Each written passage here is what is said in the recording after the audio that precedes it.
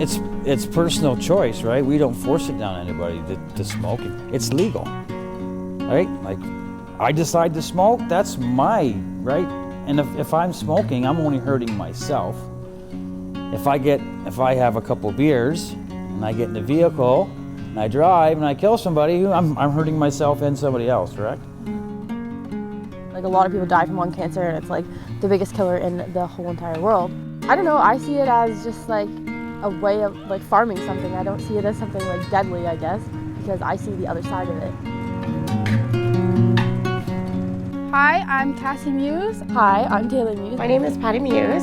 I'm Chris Meeuse, I'm 47 years old. I'm from Union, Ontario, and I'm a tobacco farmer.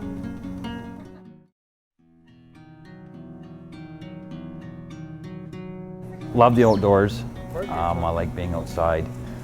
I like watching, like I said, the plant go from an 8-inch plant to a plant that's just over your shoulders, and how healthy it looks.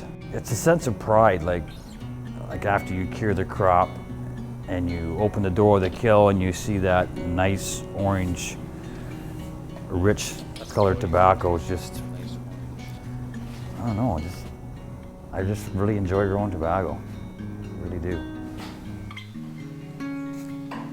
When I was younger, no, I had no idea that it was bad for you at all.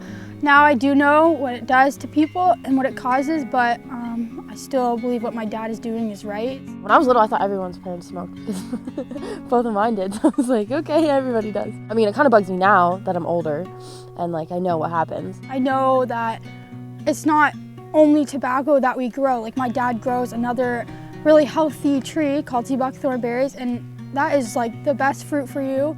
We're growing something that is killing people, but we're also growing something that's helping people. He's just always done what's best for us, even if it's not seen by other people as what's best for the world. I'm not saying it doesn't cause cancer, because I think it does. Consumption's down, less people are smoking. It affects me because when consumption's down, we can't grow as much, so it affects our bottom dollar. Years ago, there was like 10,000 tobacco farmers. Now there's maybe 600. Obviously, that if consumption goes down again, they would need less farmers, or each farmer who is still in would grow less. I personally do not believe that the government will ever outlaw tobacco, because they make so much money from it. It would just be kind of stupid for them. But if it were to be illegal, my dad would probably just, because he grows other things, like he grows like beans and rye, he'd probably just grow those instead. The government still wants us to grow tobacco because the tax dollars are huge. Like, off this one farm alone, what we produce in tobacco, they make $1 million on taxes on just this farm alone. Yeah, it does worry me, because like that's our main source that we live off of. So yeah, it does worry me that if something were to happen, that we'd have to change a lot. He would still farm, but the income wouldn't be near what it is, so he would have to go get a job off farm.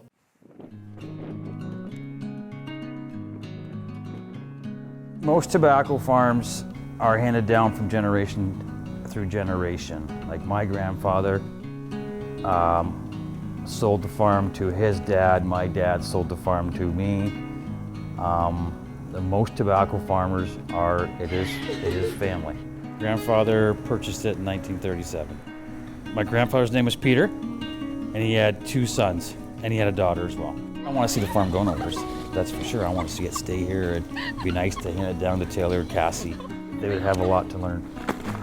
Both of them would have an awful lot to learn. Because Taylor has to go to bed before 11. It sucks. Tobacco's hard work. The local kids around here just don't want to work. I have offshore help. Mexicans come here, they're here to work. It's hard work. We still hand prime. I think you get a better product hand priming.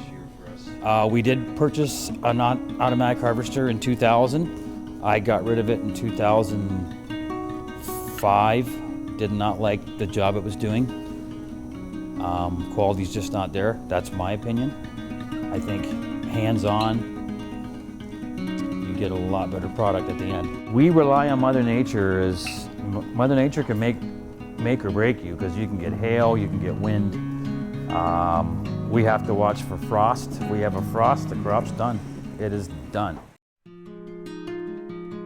was 2010, we grew our first crop. We had a mini tornado come through here and knocked the crop was on the ground. It was literally on the ground. And it was probably 4 feet high, it would have been up to here, and the crop was laying flat. So we had to hire a bunch of people. We come in and we had to walk through the field and we had to stand the whole crop up. So that's when you hope the other crops kick in and will fill the void of the tobacco crop.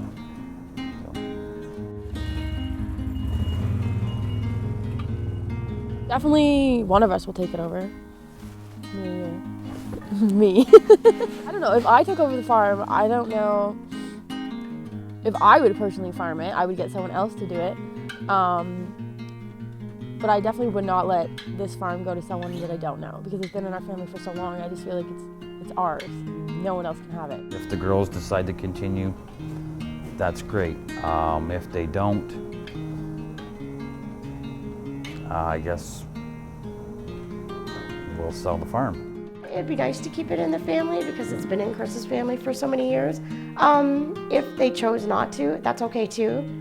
And it is becoming harder and harder for family farms to be left from one generation to the next.